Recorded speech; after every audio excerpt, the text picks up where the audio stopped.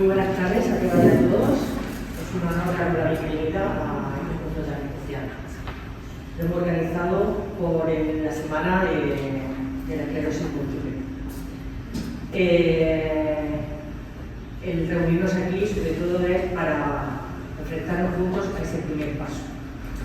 El camino que a veces se presenta cuando te hacen un diagnóstico está lleno de incertidumbre, pero también se puede encontrar mucho aprendizaje, apoyo y esperanza. Quiero agradecer a todas las personas que hoy nos acompañáis y en especial a los que habéis recibido un diagnóstico recientemente. Sabemos que no es fácil. Este acto ha sido pensado y creado exclusivamente para vosotros, para los recién diagnosticados, para las personas jóvenes que tenéis incertidumbre. Desde Andén llevamos más de 30 años trabajando para ofreceros herramientas, orientación, compañía y sobre todo para mejorar la vida de las personas con esclerosis múltiple. Así que nuestro compromiso es firme y quiero que sepáis que ese compromiso va a estar cerca de vosotros, desde el primer momento. También quiero agradecer muy especialmente a los trabajadores y profesionales de Andén por vuestra experiencia y sobre todo por hacer de Andén un hogar. Y por supuesto quiero agradecer a las autoridades de la Presidencia por habernos acompañado y apoyar en esta iniciativa. Isabel Ayala, directora gerente del Servicio Murciano de Salud, Jesús María Cañabate, director general de Planificación, Farmacia e Investigación Sanitaria, Regina Sarriá, concejala del Ayuntamiento, y María Pilar Marín Chaparro, decana del Colegio de Psicólogos. Y a continuación cedo la palabra a Isabel Ayala, a la que agradecemos su presencia.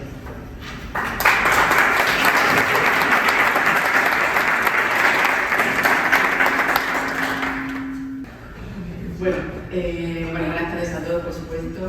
Lo primero quiero agradecer a Andén y a Patti, como presidenta de la asociación, por invitarme a acompañaros aquí esta tarde en estas primeras jornadas sobre esclerosis múltiple que yo sé que hemos preparado y que habéis preparado muchos de los que estáis aquí como junta directiva con mucho cariño para dar una mayor visibilidad y seguir trabajando en mejorar la calidad de vida de todas las personas con esclerosis múltiple. Quiero transmitiros el saludo afectuoso por parte del consejero de salud, Juan José Pedreño, que es verdad que esta tarde había otro acto y nos ha mandado como representación de la consejería aquí a Jesús y a mí para acompañaros y trasladaros de verdad su máximo reconocimiento, en este caso a la asociación, por el trabajo de verdad que hacéis día a día, por dar visibilidad, por acompañar, por mejorar, no solamente a los pacientes que estáis afectados por esclerosis múltiple, sino a la familia. Yo creo que muchas veces también son los grandes abandonados algunas veces y que también necesitan mucho apoyo por parte de la administración y por parte de las asociaciones. Así que de verdad agradeceros porque yo sé que hacéis un gran trabajo, sois muy proactivos, os veis mucho y trabajáis mucho por todos los enfermos con esclerosis múltiple. La esclerosis múltiple, vosotros más que nadie sabéis que es una enfermedad compleja y que requiere el abordaje y una colaboración multidisciplinar para poder llegar a todas las necesidades que tenéis. Es una enfermedad que cambia la vida de quienes la padecen y, como he dicho, de sus familias, y que requiere de mucha fuerza, valentía y esperanza, como ha dicho Paqui, para afrontar los desafíos diarios y que necesita de mucha solidaridad, comprensión y apoyo por toda la sociedad. Por eso, por parte del Servicio Murciano de Salud, y también estoy aquí para mostrar nuestro apoyo, seguir tendiendo la mano para seguir trabajando de forma conjunta en conocer sobre todo aquellas necesidades, aquellas barreras o aquellas cosas que podemos mejorar para mejorar la calidad de vida de todas las personas con esclerosis múltiple. Vosotros los conocéis, pero afortunadamente yo creo que en Murcia tenemos una sanidad de lujo y que en concreto tenemos una unidad de referencia nacional, un CESUR de esclerosis múltiple, uno de los 12 que hay a nivel nacional, y que tenemos la suerte de tener unos profesionales que se actualizan día a día para trabajar por y para vosotros. Algunos de ellos van a estar aquí y los conocéis más que de sobra, Pepe Beca, Gabriel Valero, y bueno, sé que os van a ayudar, que van a seguir ayudando y colaborando con la asociación y con todos vosotros en aquello que necesitéis. La Resaca sigue luchando por, en este caso, por el CESUR, por seguir avanzando en nuevos diagnósticos, mejorar los diagnósticos, hacer diagnósticos más tempranos, en mejorar las técnicas diagnósticas, las terapéuticas y adaptando todo aquellos tratamientos que lleguen a nuestra mano para seguir mejorando la calidad de los pacientes. Y bueno, yo la verdad que tampoco quiero enrollar mucho más porque lo importante de esta tarde son las personas que vienen aquí a exponer experiencias, conocimientos, situaciones. Agradecer de nuevo la mano, agradecer el trabajo de Candem, el trabajo que hacéis día a día por mejorar a todos los pacientes con esclerosis, por trabajar con las administraciones para hacernos ver todas aquellas necesidades. Y bueno, y por mi parte, bueno, dar por inaugurada esta jornada y que espero que al año que viene se pueda hacer de nuevo. Muchas gracias.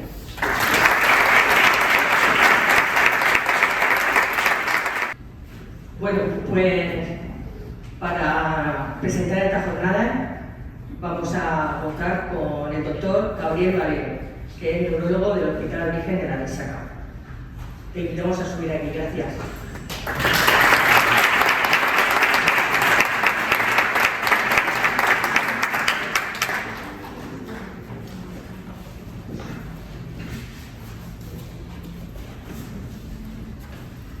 Buenas tardes.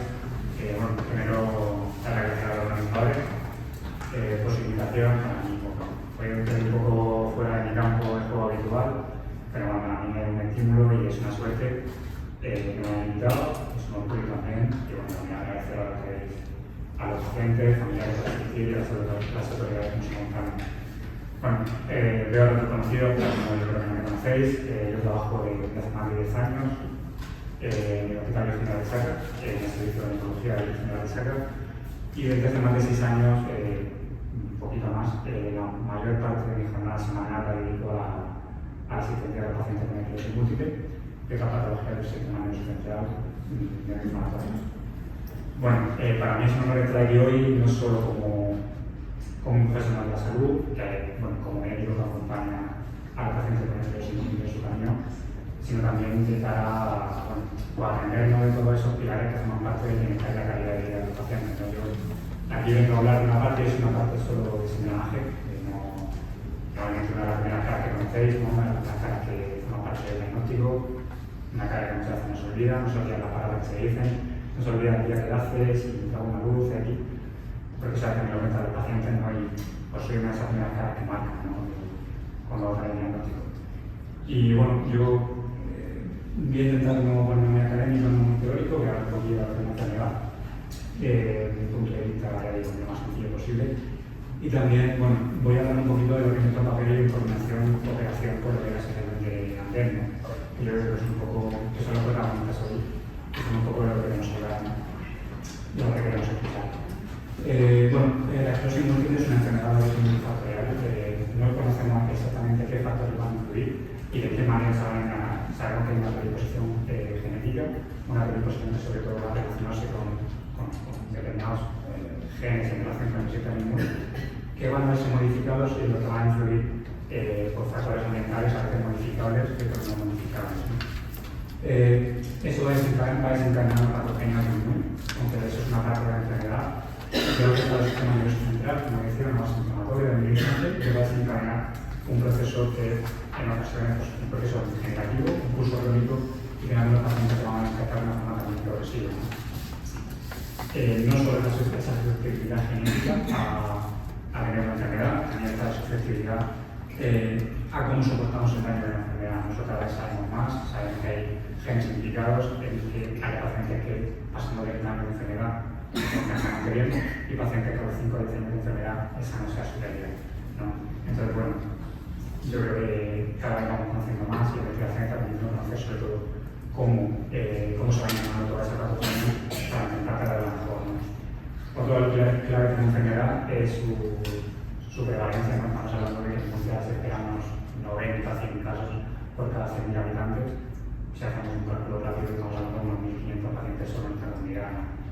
Otra clave es que esta enfermedad aparece en edad entre los 30 y los 40 años, habitualmente más cerca de los 30 o 40 años, una edad en que nadie quiera tener nada, ¿no?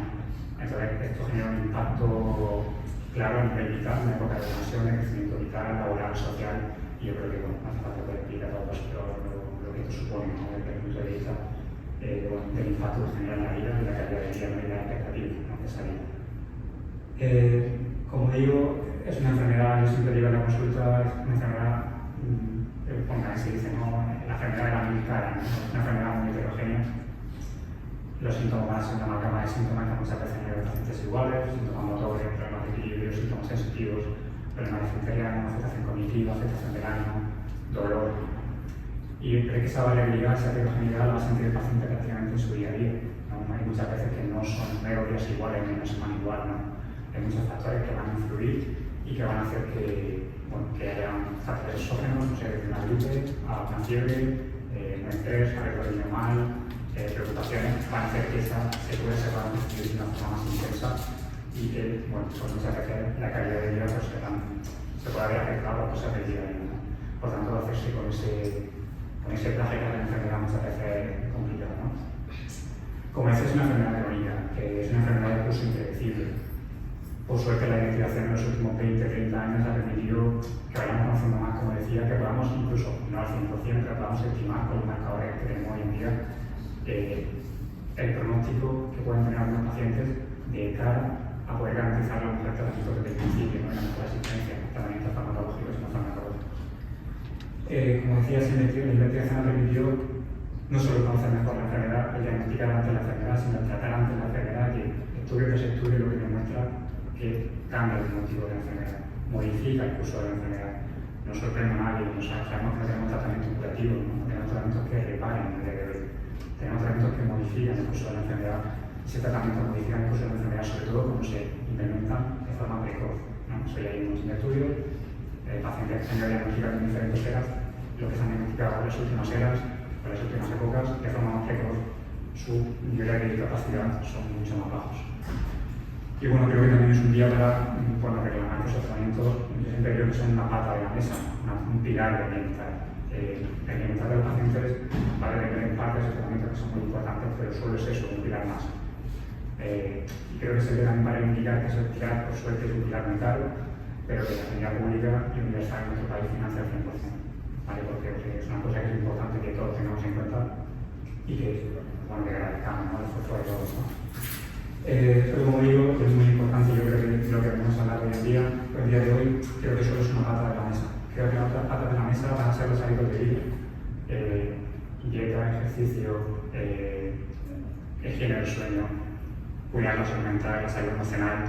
Bueno, eso, la alimentación cognitiva, física, y así como la accesibilidad a los recursos sociales y ayudas sociales cuando se necesitan, ¿no? Yo creo que bueno, lo social no podemos nosotros entendernos ni de la asociación ni de nuestra consulta, no nos podemos atender de la parte social, hay toda una estructura creada para ayudar también a los pacientes en eso.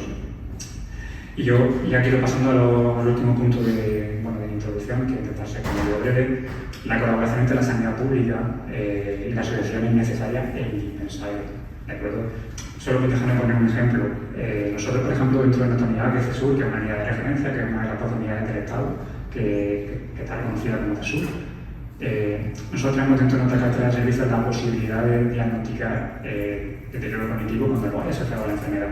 De un neuropsicólogo al paciente y elabora un informe que diga qué nivel de deterioro cognitivo tiene. Pero no tenemos en nuestra cartera de servicios la posibilidad de hacer rehabilitación cognitiva. Por suerte en nuestra región tenemos la asociación que sí lo hace, ¿vale? Aquellos pacientes que se acerquen, aquellas personas que se acerquen a la asociación y lo contienen. Creo que es una suerte que eso exista, pero creo que habría que reclamar y creo que habría que intentar que en el futuro aquellos pacientes que tienen esa necesidad de rehabilitación cognitiva fueran derivados desde la sanidad pública a los centros que han demostrado que lo hacen bien, ¿no? Esa rehabilitación cognitiva y sin que suponga un coste. Esto es una cosa que ya se hace con otras cosas, ¿no? Cuando hay una secuela o un ictus, ese ictus ha alterado el aula o el lenguaje, no hay, al menos en el hospital, hasta donde yo sé, no hay logopedia dentro del hospital, pero se consigue, se crea un convenio en el cual se derivan las personas en el que sale esa logopedia.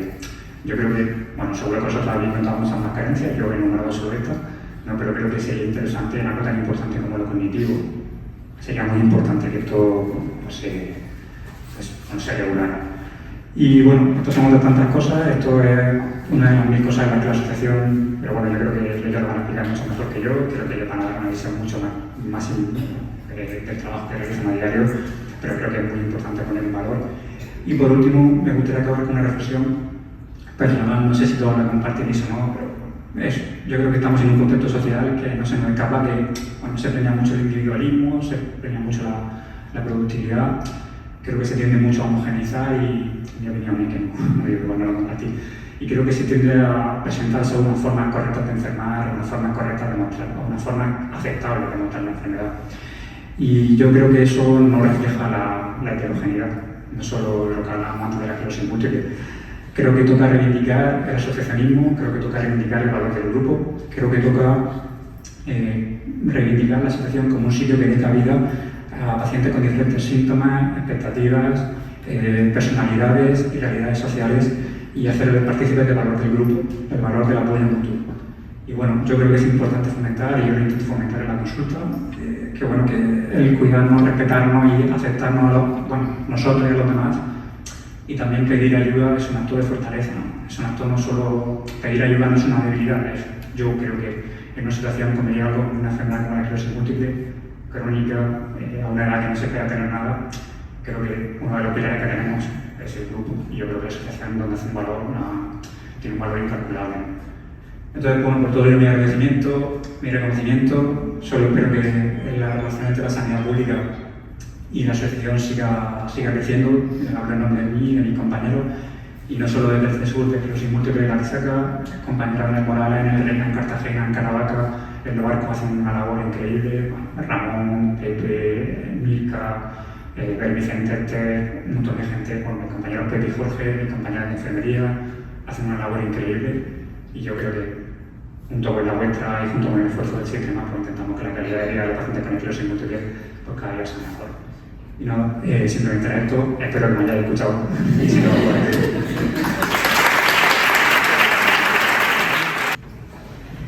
Muchísimas gracias, Gaby, por esta mirada tan necesaria, tan humana y sobre todo tan clara para entender el diagnóstico. Y nos vamos a quedar con muchísimas ideas, eso te lo aseguro. Ahora vamos a conocer qué apoyo de recursos tenemos más cerca. 7 profesionales de nuestro equipo os van a contar desde unas ponencias breves distintas áreas clave para entender la enfermedad. Os invito a que subáis.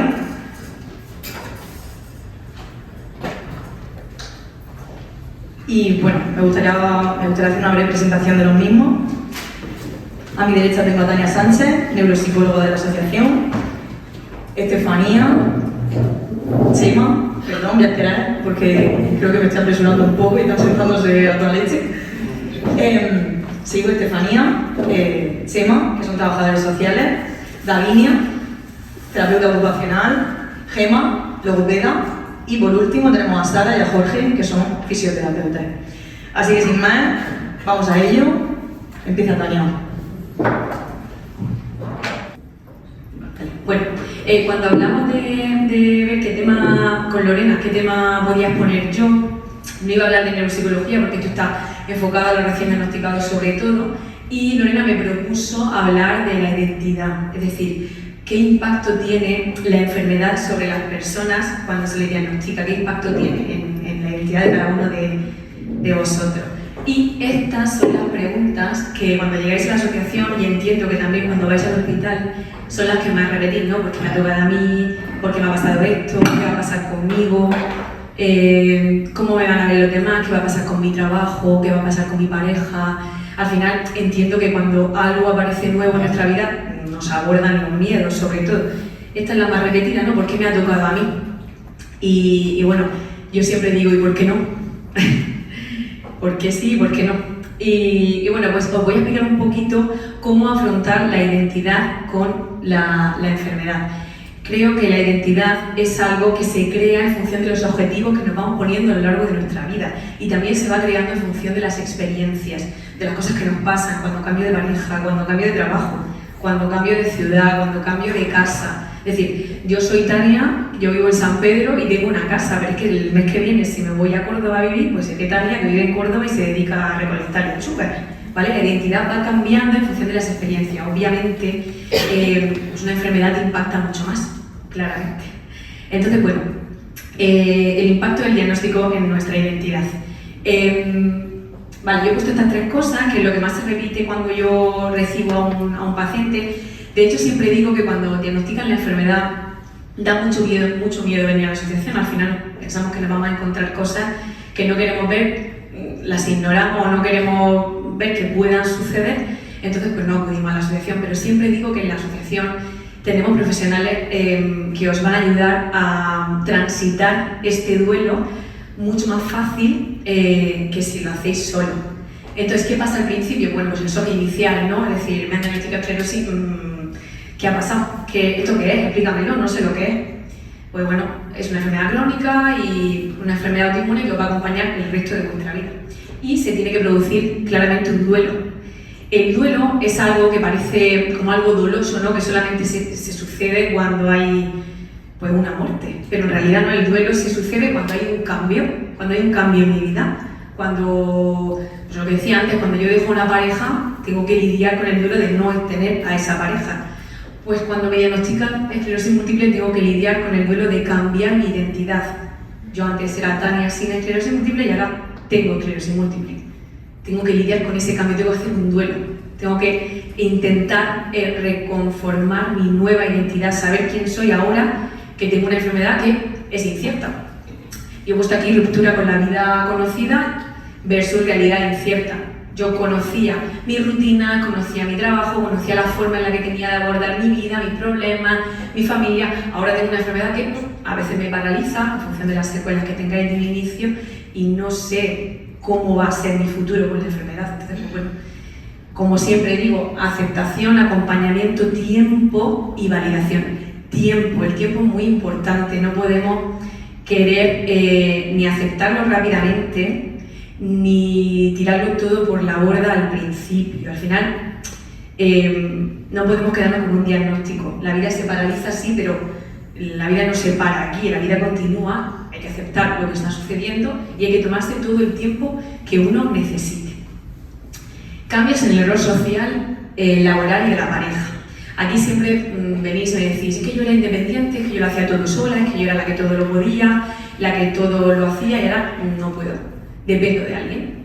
El otro día en consulta me contaban que era una persona, un paciente recién diagnosticado, que era una persona fuerte, que llevaba adelante a sus padres, a sus hijas, su empresa y de repente aparece la enfermedad, una secuela un tanto complicada y ya pues no puede enfrentarse a esa empresa, le cuesta trabajo lidiar con los problemas, le cuesta poner límites, le cuesta mirar hacia adentro, le cuesta pensar ahora en sí mismo, porque estaba acostumbrado a pensar en los demás. Pues ahora le toca hacer un cambio de rol, le toca ser el que tiraba con todo al que ahora tiene que pedir ayuda. Entonces pues hay que transitar todo esto, no es fácil. Yo he puesto aquí reconocer el dolor de lo que se pierde, de mi yo de antes, pero también el valor de lo que aparece. Hay que reconocer el dolor, es decir, estoy triste, estoy mal, pero también el valor que estoy teniendo a la hora de enfrentar algo que es novedoso para mí y que desconozco, que eso también lo tenéis que poner en valor vosotros. Y bueno, por último, el estigma de la autoimagen, ¿no? Pues cómo me verán las personas que me conocían, me verán más débil, me verán que no valgo para nada, os estoy reproduciendo un poco la sensación que tiene el paciente cuando llega a consulta. Tenemos mucho estigma, es que no quiero que me vean si tengo un poco de cojeo, es que no quiero que me vean... Bueno, también tenemos que lidiar con eso, ¿vale? Este sería el impacto inicial, el diagnóstico de la enfermedad en nuestra identidad. Vale, como he dicho, la identidad no es fija, cambia con las experiencias. Es un concepto de psicología que se llama identidad dinámica. La identidad dinámica significa justo lo que acabo de decir, que va rotando, que mi identidad se modifica en función de mi vida. Todas las experiencias nos marcan, todas las experiencias cambian nuestro círculo de la vida. Pues este diagnóstico es una experiencia más, es más dolorosa, quizá donde haya que tener más tiempo y un duelo más largo, pero es algo más que va a transitar con nosotros en la vida y que tendremos que adaptarnos y continuar. La esclerosis, he puesto, se reconfigura. La esclerosis tenemos que intentar, ¿vale? O por lo menos lo que yo trabajo desde consulta es pensar que la esclerosis está reconfigurando nuestra identidad. Voy a repetir identidad tropecientas veces porque es mi posición. Esclerosis múltiple como reconfiguración de la identidad. Aceptar la realidad sin resignarse. Vale, esto es lo que hay, esto es lo que me ha tocado, no hay vuelta atrás. Ojalá, pero no hay vuelta atrás. Tengo este diagnóstico y no lo puedo cambiar. Entonces, pues hay que aceptarla, hay que ponerse triste, enfadarse con el mundo, no querer salir, no querer ver a los amigos, sí, pero no parar, ¿vale? vivimos todo ese proceso, vivimos todas las emociones negativas que tengamos que vivir, nos dedicamos el espacio a que necesite todo eso, pero hay que continuar. Eso significa aceptarse en resignación. Voy a aceptar lo que tengo, pero no me voy a resignar, ¿vale? Voy a aceptar, voy a darme el tiempo que necesite y después continúo. El apoyo en redes afectivas y emocionales es muy importante. Tenemos familia, tenemos amigos y tenemos profesionales que nos pueden ayudar a que la transición de ese cambio de identidad después del diagnóstico sea mucho más llevadero. Yo siempre digo que no quiero que llevéis un cartel que ponga tengo esclerosis múltiple, pero sí que os dejéis ayudar por los profesionales que estamos para ayudar, porque el cambio que se produce en el paciente es brutal. Nosotros tenemos pacientes que han llegado a la asociación y al año siguiente han sido personas nuevas, que incluso le hemos preguntado ¿cómo te prefieres, con la enfermedad o sin ella? Claramente, a ver, no, sin la enfermedad, pero el cambio que han hecho interior y el cambio que han hecho de vida les ha beneficiado. Y muchos de ellos nos han contestado con la enfermedad o después de la enfermedad, mejor dicho. Redefinir metas realistas. Esto es muy importante, es decir, yo tengo que redefinir, las metas son lo que nos mueve, los objetivos de vida es lo que nos mueve a vivir, lo que nos mueve en nuestro día a día. Si yo, a mí me pasa, yo antes tengo una enfermedad autoinmune, no como la vuestra, pero la tengo. Yo antes hacía CrossFit, ya no lo puedo hacer, lo hago, pero de forma adaptada porque hay muchos movimientos que no puedo hacer por las lesiones que tengo. Pues lo adapto, ¿vale? Y ya está, y no paro y sigo haciendo deporte o intento redefinir mis metas. Lo importante es que sepamos adaptarnos a los nuevos cambios, pero eso no significa que nos quedemos lidiando con la negatividad de ya no puedo hacer deporte, no puedo hacer esto, ya no voy a poder, ¿vale? Hay que redefinir unas metas realistas y probablemente tengamos la capacidad de conseguir cosas nuevas, pero también muy beneficiosas. Y por último, cambia tu lenguaje interno. Es decir, el lenguaje interno es la herramienta más poderosa que tiene el ser humano. Es decir, podemos ser capaces de ver una situación como catastrófica o una situación verla como un aprendizaje. Yo puedo ver la enfermedad como algo catastrófico, paralizar mi vida, encerrarme en casa, no salir, dejar mi trabajo, dejarme los amigos, o puedo decir, venga, voy a darle tiempo a este momento que estoy viviendo y después voy a continuar con mi vida. Es decir, verlo como un aprendizaje. ¿Qué tengo que aprender de esto que me ha venido? A ser más resiliente, a ver cómo manejo los problemas. Y que el lenguaje interno que cada uno tiene, el boicot que tenemos a veces en la cabeza, que no nos deja, que nos llena de inseguridades, que nos llena de miedo, esa es la herramienta más poderosa que tiene el ser humano. Gaby lo decía antes y él lo sabe, los pacientes que tienen una buena actitud frente a la enfermedad son pacientes que están mucho mejor o van el curso de la enfermedad es mucho más lento, por así decirlo. Los pacientes que de alguna forma les cuesta más trabajo enfrentar esto o no aceptan el diagnóstico y lo rechazan, pues su evolución pues ya va a depender un poco de otros factores. Vale, ya estoy casi terminando. He puesto aquí, ¿y si te dijera que podrías sacar aspectos positivos del diagnóstico y la nueva identidad?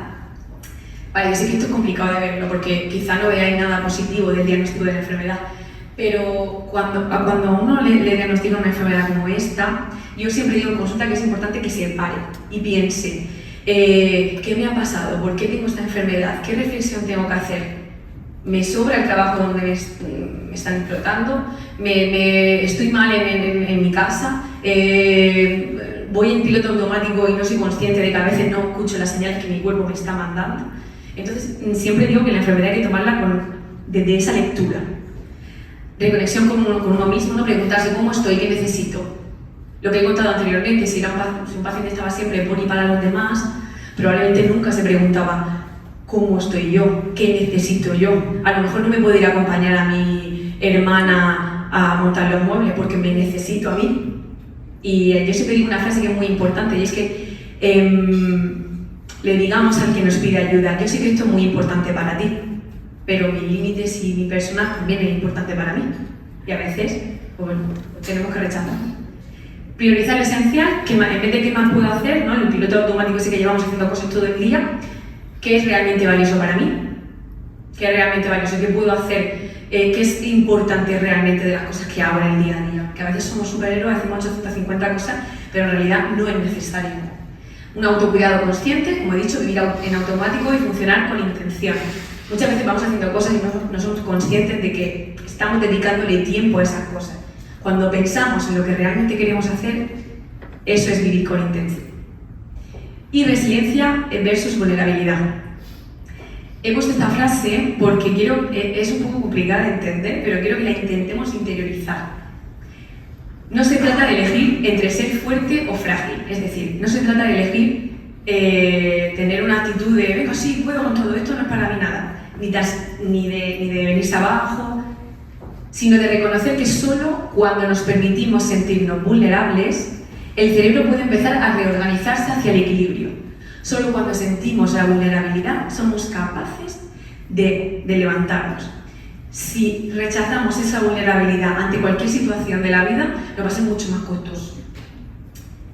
He puesto este gráfico que es muy gracioso porque, bueno, seríamos cuando tenemos el diagnóstico, son yo desconectado, yo que no he tenido esa autoconciencia quizá, y bueno, pues como vamos floreciendo a medida que vamos intentando esa parte positiva que yo decía del diagnóstico, ¿no? Esa parte un poco de mirar hacia adentro. Y termino con una especie de testimonio, ¿vale? Es un testimonio inventado, pero bueno, por si os sentís un poco identificado, ¿vale? Voy a leer. Dice, cuando me diagnosticaron sentí que algo en mí se rompía, pero con el tiempo entendí que no todo era pérdida. Por primera vez empecé a escucharme de verdad, a preguntarme cómo estaba, qué necesitaba, a detenerme, a cuidarme, a darme espacio y sobre todo a permitirme ser vulnerable, sin sentirme débil, porque fue desde esa fragilidad que empecé a reorganizarme, a reconstruirme. Descubrí que la identidad no es lo que se va, sino lo que uno reconstruye cuando aprende a vivir diferente.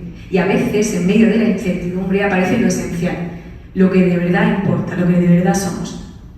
Muchas gracias.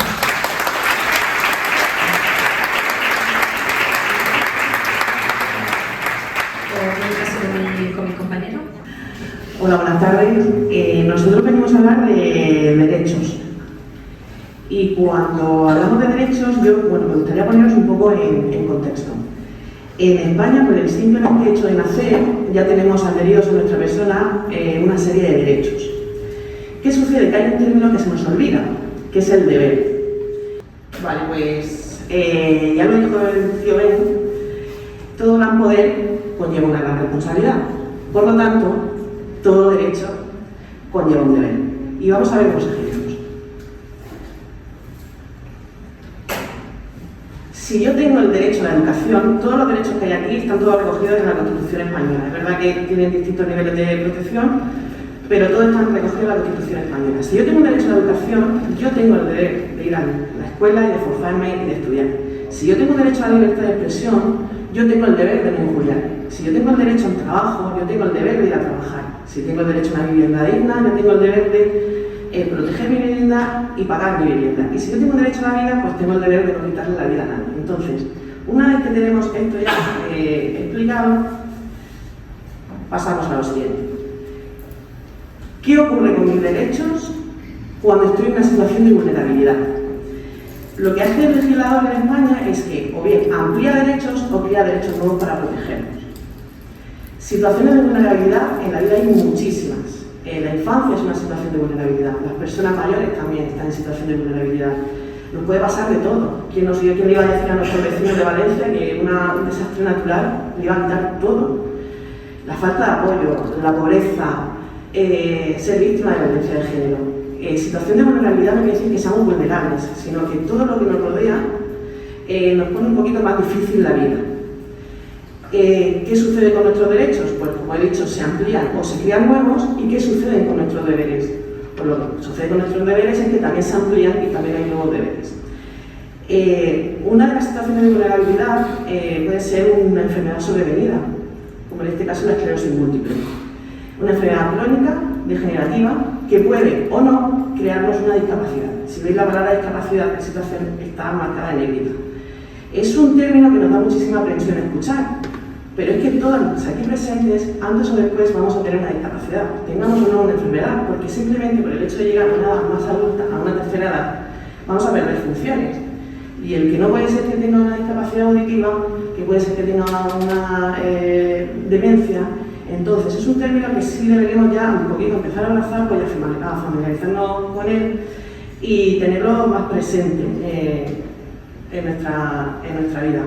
Sí que yo quería hacer un inciso, que cuando hablamos de discapacidad hablamos de personas con discapacidad. Aquí sí que viene también a reivindicar que el término es así de sencillo, personas con discapacidad. No son minusválidos, no son disminuidos, Si ya nos vamos a la discapacidad intelectual, pues nosotros hemos ido desde subnormales, retrasados, es decir, unas palabras horrorosas. Tenemos que hablar de un lenguaje inclusivo. Luego está el que nos dice que soy muy moderno y todo ofende y todo no.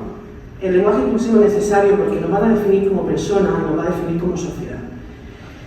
Cuando vienen a la asociación, la primera persona que vais a encontrar va a ser a mi compañero Chema y a mí, que somos, bueno, intentamos pues, poner un poco en situación. Y a nosotros sí nos gusta hablar de discapacidad, muchas veces sois vosotros quien preguntáis, y entonces nos encontramos con distintas reacciones.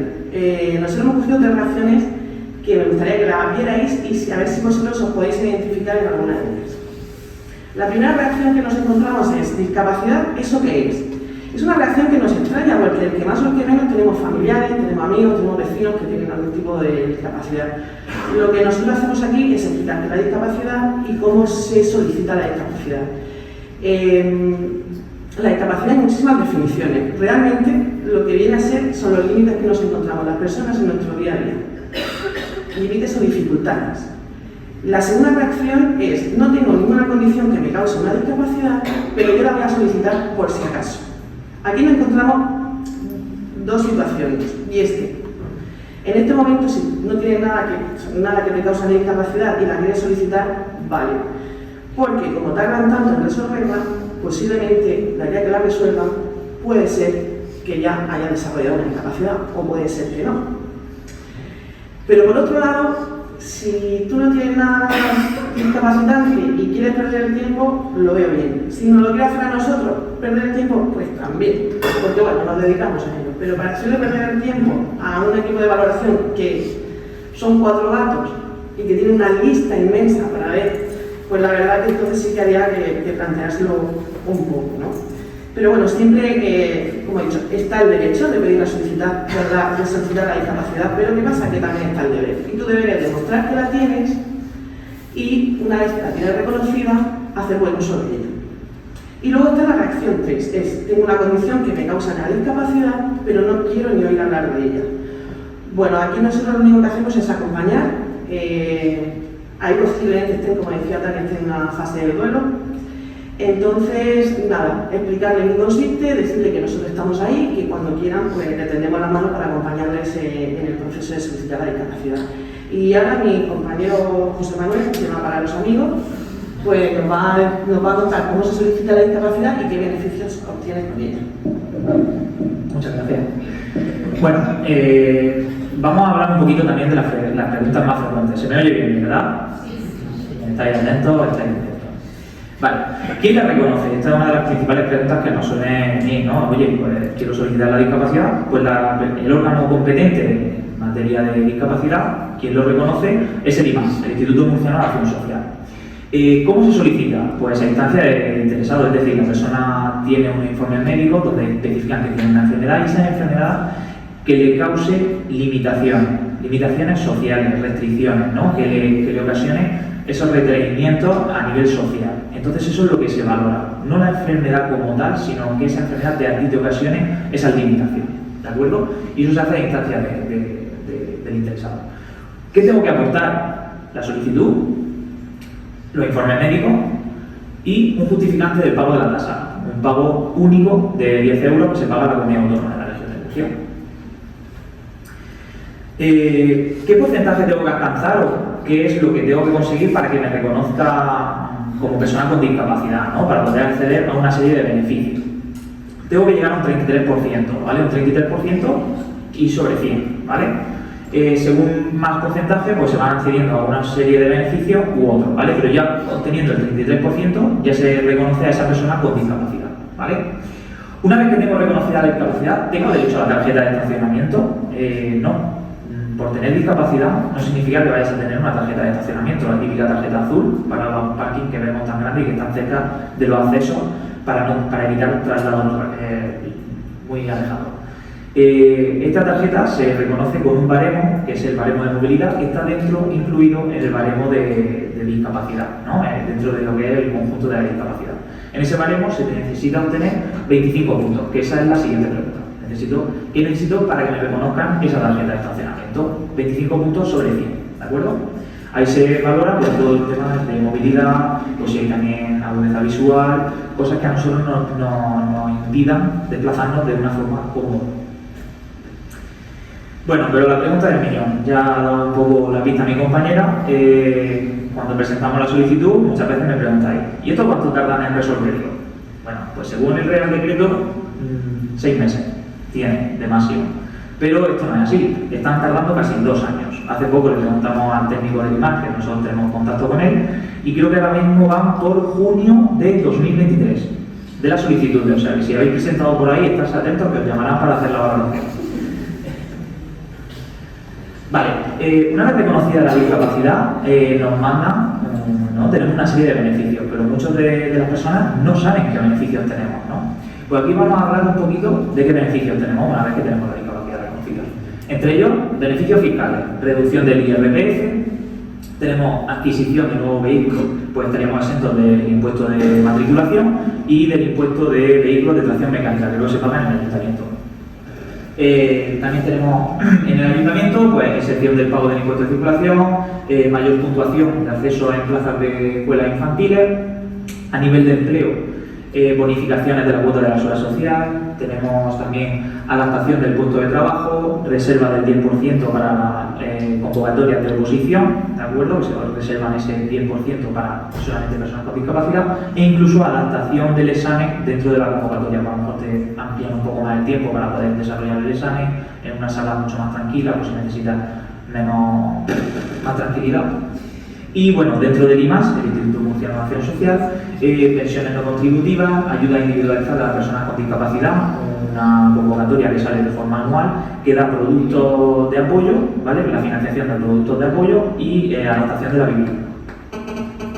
Como, bueno, habéis visto que he pegado habéis visto que he pegado unos QR, ¿vale? Aquí en la sala. Cuando terminemos, me gustaría que lo escanearais porque es un documento de 21 páginas donde aparecen muchos más beneficios de lo que yo he estado comentando aquí, ¿vale? Para que podáis, por lo menos, interiorizar un poquito qué beneficios tienen las personas con discapacidad y podáis saberlo. No solamente para vosotros, sino también para vuestros familiares, amigos, etc. Y ahora doy paso a mi compañera Lavinia, terapeuta ocupacional.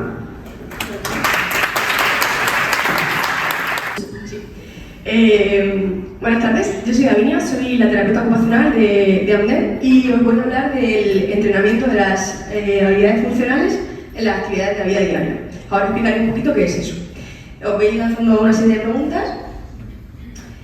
¿Qué necesitáis para vivir bien cada día? ¿Os lo habéis preguntado alguna vez? Quizá alguna vez estéis pensando en no tener dolor, en tener más o menos energía para afrontar el día, en hacer los planes que queréis. Cuando hablamos de salud o de calidad de vida, no solo nos referimos a estar libres de enfermedad, también de poder hacer las cosas que queremos y que forman parte de nuestra rutina. Yo, por ejemplo, pues necesito poder moverme con más o menos soltura, poder hacer la compra, cocinar, escribir, estar con la gente que quiero, si se diera la circunstancia, poder cuidarla. Pues, ¿alguien ha pensado en que mantener lo que ya hace es una necesidad? Porque muchas veces no se trata de recuperar cosas perdidas, sino de mantener lo que ya tenemos. Ahí es donde entra el trabajo de terapia ocupacional, detectar a tiempo lo que pueden empezar a cambiar y entrenarlo para que no desaparezca. Y sobre todo cuando hay pues, síntomas relacionados con esclerosis múltiple, síntomas intermitentes, fatiga, cansancio. Os propongo que penséis en todas las actividades que habéis hecho desde que os habéis levantado. ¿Habéis preparado el desayuno? ¿Os habéis duchado? ¿Habéis conducido? ¿Habéis enviado algún mensaje? Pues todo eso son habilidades funcionales. Acciones precisas y concretas que requieren que nuestro cuerpo y nuestra mente estén disponibles. Para eso necesitamos que un montón de funciones cerebrales trabajen a la vez. Coordinación, equilibrio, fuerza, resistencia, atención, concentración, visión, control motor. Si alguna de esas funciones cerebrales falla, lo que pasa es que esas actividades cotidianas se pueden ir volviendo un poquito más agotadoras. Por eso, entrenar las habilidades funcionales no es una idea teórica, es algo que tiene un impacto directo en cómo nos manejamos en el día a día. Aquí quiero que penséis en algo muy concreto. ¿Alguna vez os habéis sentido más torpes, como que se os hacen las cosas más de lo normal, o que llegáis al final del día muy cansados, aunque no hayáis hecho nada fuera de lo habitual? O incluso cosas más sutiles. Os cuesta mucho más concentraros, subís un tramo de escalera y os falta el aire. A veces no es algo tan evidente como que no podéis hacer una tarea. A veces es que la hacéis con menos seguridad, con más esfuerzo, con más cansancio. Y muchas veces, cuando somos jóvenes, esas señales se relacionan pues, con el cansancio, con el estrés, o con el ya pasará y lo vamos dejando pasar. Pero es justo ahí donde se puede actuar desde terapia ocupacional, cuando empiezan esos pequeños cambios. Muchas veces se piensa que la terapia ocupacional es solo para cuando ya no se puede hacer algo, pero la mayoría del trabajo que hacemos viene justo antes de eso. Os lanzo una pregunta. ¿Y si el verdadero objetivo no es recuperar lo que se ha perdido, sino mantener lo que tienes antes de que empiece a fallar? Y mantener no es quedarse quieto. Es entrenar lo que de verdad usas en tu día a día, desde tareas físicas como agarrar cargar cosas pesadas, agarrar cositas pequeñas, trabajar el equilibrio, hasta otras tareas más cognitivas como puede ser pues, planificar tu propio día. Si notas que alguna de esas cosas empieza a costar, aunque sea de forma puntual o leve, es el momento de actuar. Porque si actúas ahora, muy probablemente esas habilidades funcionales se pueden conservar durante mucho más tiempo. Ahora os voy a enseñar una serie de vídeos en el que trabajamos actividades en la asociación de terapia ocupacional, ¿vale? Cuando hablamos de entrenar habilidades funcionales, no nos referimos a hacer ejercicios al azar. Entonces, ¿cómo se entrena lo funcional? Lo que trabajamos en terapia ocupacional es todo eso que da soporte a las actividades que realizamos en nuestro día. Coordinación, fuerza, precisión, control motor, resistencia, atención. Son pequeñas cosas, pero si alguna de ellas empieza a fallar, pues el resto se va saltando. Aquí vemos, por ejemplo, una actividad de coordinación, de fuerza, ¿vale? Ahí con el tronco, ¿vale? Es una actividad bastante compleja, tiene que llevar la pelota a los pasos y colarlos. Creo que la mayoría de las personas que estamos aquí creo que no podríamos hacerlo, ¿vale? O sea, a mí me cuesta muchísimo hacerla y está bastante fuerte en nuestra compañera. Luego aquí estamos trabajando otra actividad de la vida diaria, ¿vale? Con la gafas de realidad virtual, disponemos también de nuevas tecnologías en la asociación. Pues en este caso, no sé si lo imagináis, está cogiendo cosas puede ser de un mueble, ¿vale? Y bajándolo abajo, puede ser, ¿vale? Una actividad bastante chula, tiene bastante problemas de equilibrio y la verdad que funciona muy bien. Luego aquí, pues, como veis, una persona está tumbada, directamente una actividad de estar en la cama, ¿vale? De girarnos, incorporarnos, ¿vale? Pero estamos combinando con una actividad un poquito más compleja, ¿vale? Como es coger esas bolitas y insertarlas, ¿vale? Que es una actividad también bastante complicada. Luego, esta última es una actividad que estamos trabajando, bueno, la combinación con los pies, pero el fin de esta actividad es trabajar la habilidad de conducir, ¿vale? Esto luego se va cambiando las luces de sitio, vamos poniendo cosas para que haga más fuerza, menos, ¿vale? Pero trabajamos un poquito también la extensión con el pie. Y bueno, como veis, son 4 cositas, pero que todo eso tiene un fin. Otra parte de las cosas que trabajamos en terapia ocupacional, pues la terapia de mano, ¿vale? Aquí tenemos es una herramienta bastante novedosa que trabajamos de forma muy precisa la parte de la mano que queremos trabajar o que queremos fortalecer, ¿vale? En este caso pues tenemos el primer vídeo y el último, está trabajando más el dedo pulgar, ¿vale? Luego también podemos trabajar pues, de forma un poquito más disociada con los dedos. Ay, he pasado otro. ¿Vale? Está abriendo y cerrando en los dos vídeos del centro, está abriendo y cerrando los dedos y tirando de una buena elástica, ¿vale? Una actividad bastante chula también de fortalecimiento.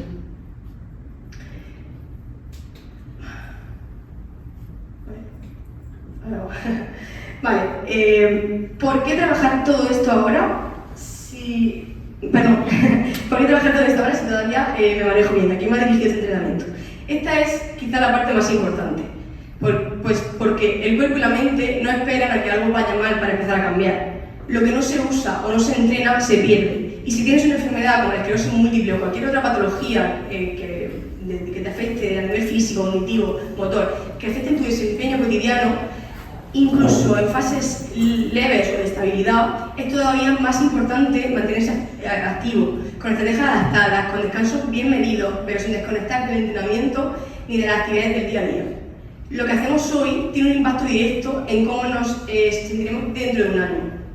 Y no se trata de vivir con miedo a perder esas habilidades, se trata de actuar con conciencia para poder mantenerlas.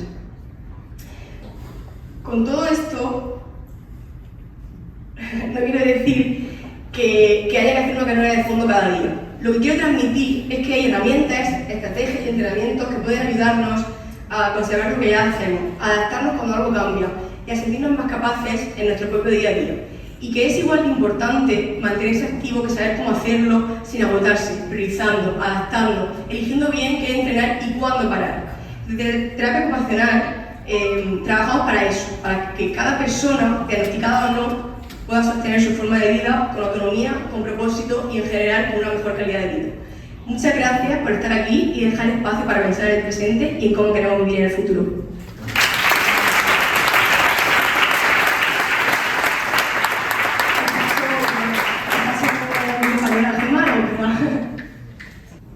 Hola, buenas tardes, soy Gemma y hoy quiero dar visibilidad a la voz, que es una de las manifestaciones clínicas menos conocidas pero muy relevante en la esclerosis múltiple.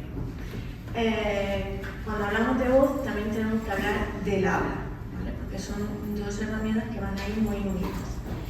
En las alteraciones vocales, estas alteraciones vocales se derivan de trastornos motores que afectan al control de la musculatura laríngea y respiratoria, provocando disfonía en el caso de la voz y disartria en el caso del habla.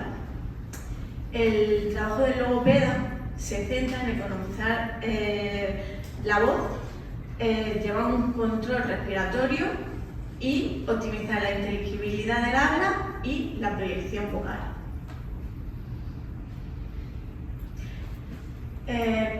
La voz y el habla son dos procesos fisiológicos y motores complejos, pero que uno no se puede dar sin el otro. En primer lugar, vamos a ver qué son estos dos conceptos y cómo están relacionados entre sí, ¿vale? La voz es el sonido que se produce a través del aire que pasa por las cuerdas vocales y por la laringe, saliendo de la laringe.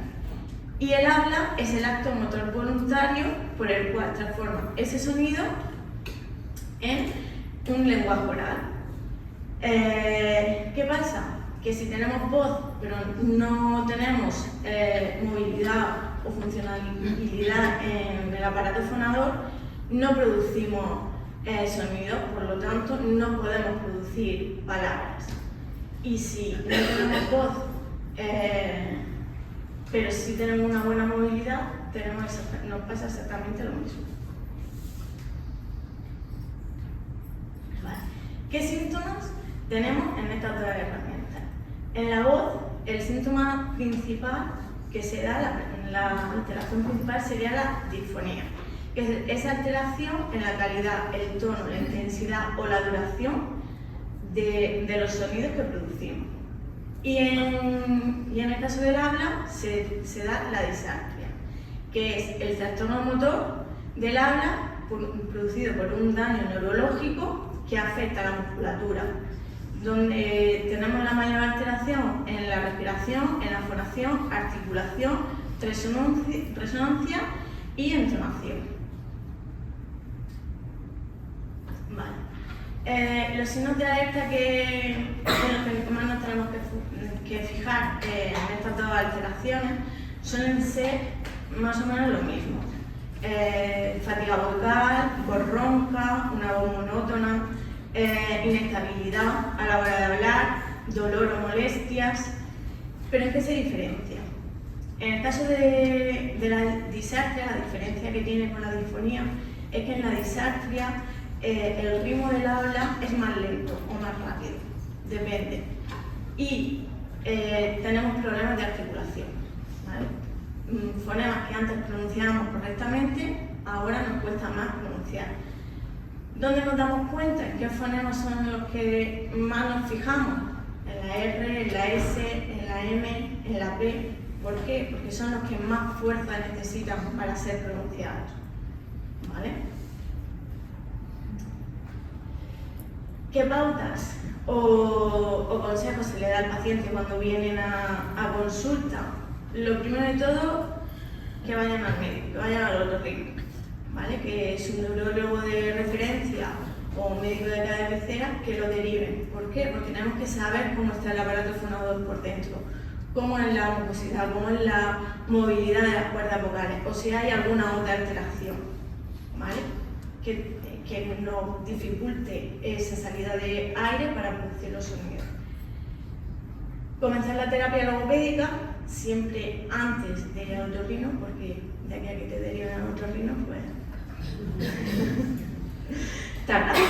Entonces siempre se empieza antes la terapia y se le hace una valoración y se ve los objetivos que hay que empezar a trabajar con el paciente. Tener una buena hidratación, no me vale beber 1 hora 2 vasos de agua y dentro de 2 horas volver a beber. Hay que hay que hidratarse de manera continua, y bebiendo poco a poco para ir manteniendo las cuerdas vocales y todo el aparato fonador hidratado. Tener una correcta respiración, hacer una buena coordinación respiratoria para no fatigarnos a la hora de hablar o a la hora de movernos. Apoyarnos siempre del lenguaje gestual, ¿vale? Siempre nos va a ayudar a, si hablamos con gestos, si hay alguna palabra que no nos sale o que no articulamos bien, que la otra persona pueda interpretarla, pueda saber lo que estoy diciendo. Siempre usar un volumen cómodo, no aumentarlo ni disminuirlo, para que estemos cómodos y no nos hagamos daño cuando hablamos. Y apoyarnos en frases cortas, para hacer una buena gestión del aire y fatigarnos lo menos posible. ¿Qué consejos se le da a la familia o al entorno? Siempre hay que evitar interferencias, no cortar, evitar ambientes ruidosos, no intentar terminarle la frase o la palabra a la persona con la que estamos hablando, porque suele frustrar mucho eso. Ser consciente del lenguaje no verbal que está usando, ser sinceros con ellos, para, si no habéis entendido algo, pedirle que os lo repita. No cambiar la forma de hablar, ni hablar más alto, ni más bajo, ni más rápido, ni más lento, en el que vosotros os sentéis cómodos. Ayudarle a recordar las estrategias que se han aprendido en sesión y realizar preguntas cerradas, para que tampoco se agobie. Y por último, me gustaría terminar con una frase que creo que hace referencia tanto a la persona como a su entorno, que es: dime y lo olvido, enséñame y lo recuerdo, involúcrame y lo aprendo. Muchas gracias.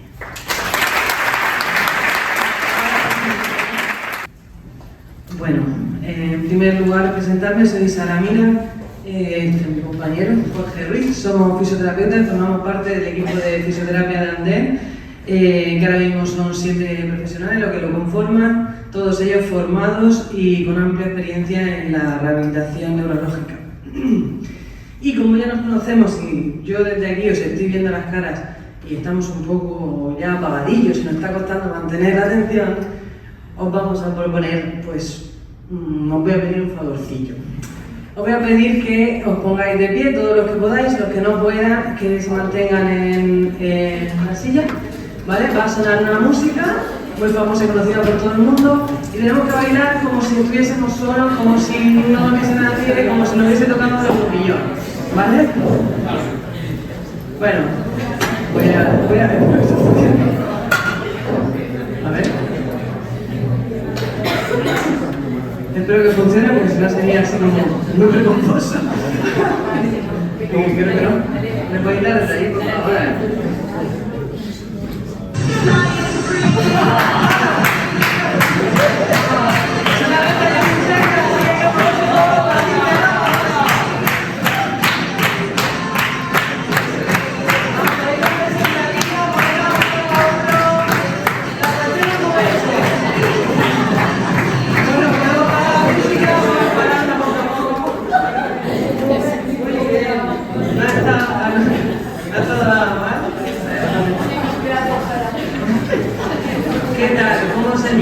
hacer un par de respiraciones. Sé que esto sacaros un poco de la zona de confort, pero bueno, lo importante es ver cómo nos sentimos. Después es normal que ahora mismo pues, estemos un poquito con la respiración más agitada, pero ahora mismo seguramente nos sentamos con más energía que hace un momento, ¿no? Como decía,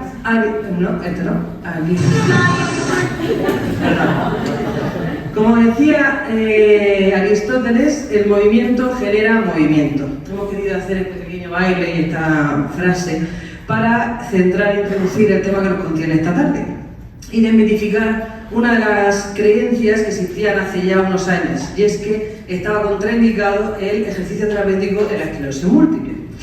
No solo sabemos que esto es un falso mito, sino que ya hay muchísimos estudios que hablan de los beneficios del ejercicio en esta patología. Como ha dicho Gaby, la esclerosis múltiple la conocemos como la enfermedad de las 1000 caras, pero si hay una cara que se repite de manera constante es la fatiga. Tenemos que diferenciar entre fatiga y cansancio, porque aunque se utilice de manera sinónima, pues no es lo mismo. Cuando hablamos de cansancio, pues es lo que hemos podido sentir ahora. Hemos hecho un pequeño ejercicio y de repente pues estoy cansado, pero es algo que es natural, es fisiológico, es transitorio y se pasa tras el reposo y sobre todo no impide las actividades de la vida diaria. Sin embargo, la fatiga es un sentimiento como más profundo, va asociado normalmente a una patología y no mejora necesariamente con el descanso y sí que limita las actividades de la vida diaria. Esto es lo típico que decimos, yo por la tarde ya no soy nadie. Bien. Escuchar nuestro cuerpo es muy importante, pero tenemos que entender que la mente siempre va a tender hacia el ahorro de energético.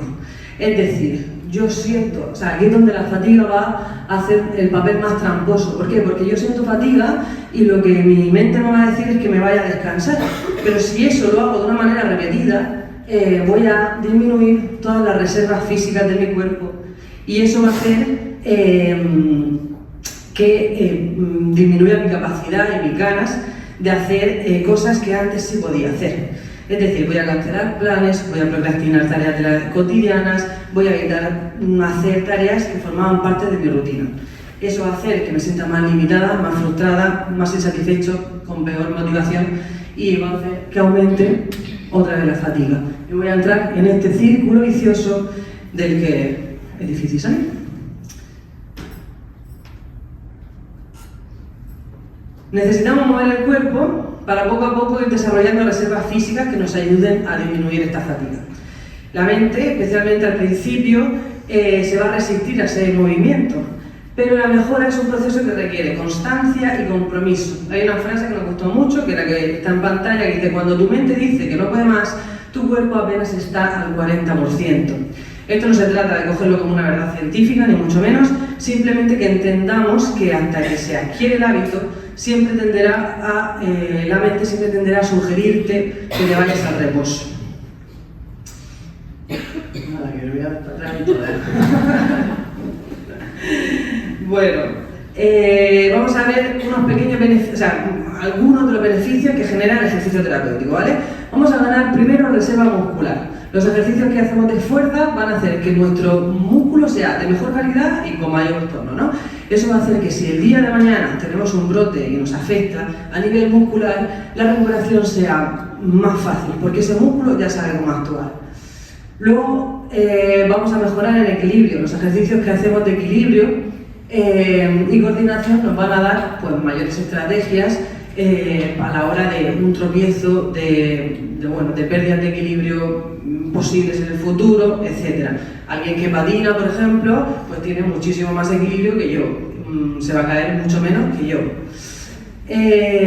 Va a mejorar nuestra capacidad cardiovascular. Si yo combino el ejercicio aeróbico con la fuerza, pues vamos a tener una sensación de bienestar en general mucho mayor, además de que vamos a tener una capacidad de adaptación al esfuerzo mucho mayor. Y los ejercicios de movilidad van a mejorar tanto el rango articular como muscular.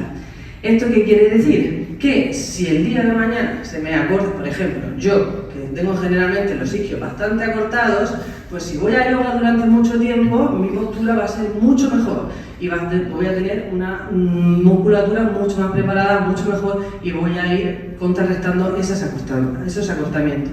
Todo ello lo que va a hacer es que tenga mejor capacidad funcional. Pero hay algo muy importante, que es que el ejercicio terapéutico es neuroprotector. Esto quiere decir que realizar ejercicio de forma regular no solo fortalece el cuerpo, sino que también protege y estimula el sistema nervioso. El ejercicio terapéutico mejora la comunicación entre la mente y el cuerpo.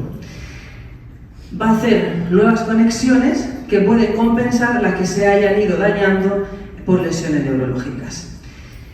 O sea, que no es que solamente va a conservar lo que ya tenemos, como decía Davinia, sino que además vamos a abrir nuevos caminos dentro del sistema nervioso, promoviendo la adaptación y la recuperación y compensar las lesiones que puedan ir apareciendo.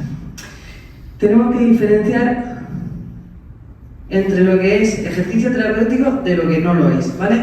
Nosotros primero pasamos una valoración y siempre le preguntamos al paciente: ¿practicas ejercicio físico? Y entonces muchas veces nos encontramos respuestas como esta: no, pero yo no paro en todo el día. Eso, aunque parece que es un ejercicio, es decir, voy con los niños, pago la compra, subo, bajo, aunque parece que eso es ejercicio, no lo es desde un punto de vista terapéutico, porque un ejercicio tiene que tener un plan estructurado, va a trabajar unos objetivos concretos. De hecho, este movimiento, ¿no? Estas obligaciones diarias lo que van a hacer es que van a generar un estrés mantenido que no ofrece los beneficios que ofrece el ejercicio terapéutico. Salgo a andar o a pasear con mi vecina, eso está genial, pero el ejercicio terapéutico necesita cierta intensidad, ¿vale? Es algo muy positivo, cardiovascular y social, pero necesitamos combinarlo también con trabajo de fuerza. O estoy apuntado al gimnasio, pero voy cuando puedo. Eso yo lo he dicho alguna vez, ¿eh? La adherencia es clave. Hay que ser regular y constante para poder experimentar todas esas mejoras. O voy al gimnasio y hago lo que se me ocurra. Pues tampoco. ¿Por qué? Porque el ejercicio terapéutico no es improvisado.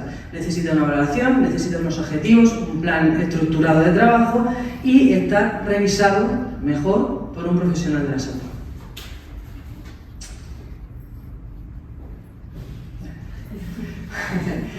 Sí existen banderas rojas en el ejercicio, ¿vale?